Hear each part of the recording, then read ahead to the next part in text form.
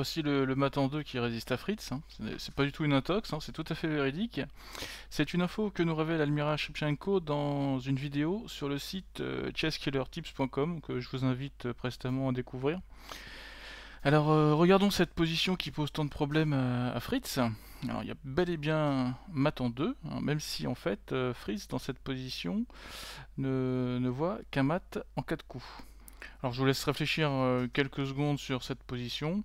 Vous pouvez évidemment cliquer sur le bouton pause si vous souhaitez avoir plus de temps. Eh bien, bonne réflexion, à tout de suite pour la solution.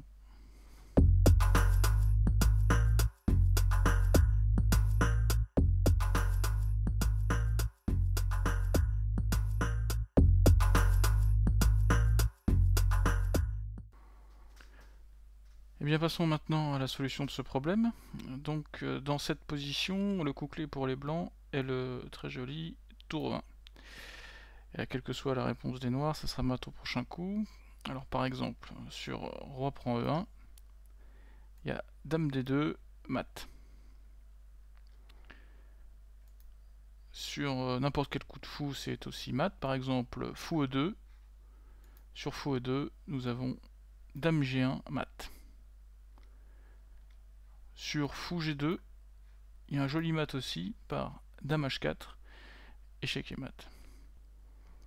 Alors voilà la solution de ce problème. Je vais remettre la position de départ et pour vous montrer un petit peu donc la fonction d'évaluation de Fritz. Voilà. Donc dans la position de départ, Fritz en premier choix ne trouve qu'un mat en 4 au mieux. Alors ici il s'agit de la version de Fritz 9, mais pour la version de Fritz 10, c'est tout à fait pareil.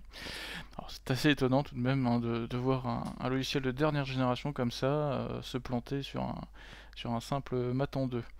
Alors je me suis livré à une petite expérience, je me suis dit eh ben, Fritz 9 ne le trouve pas, Fritz 10 ne le trouve pas, qu'est-ce qu'il en est des anciens moteurs de Fritz? Alors si on sélectionne Fritz 5, donc un vieux moteur, eh bien on s'aperçoit que ce moteur-là, il trouve le mat en 2.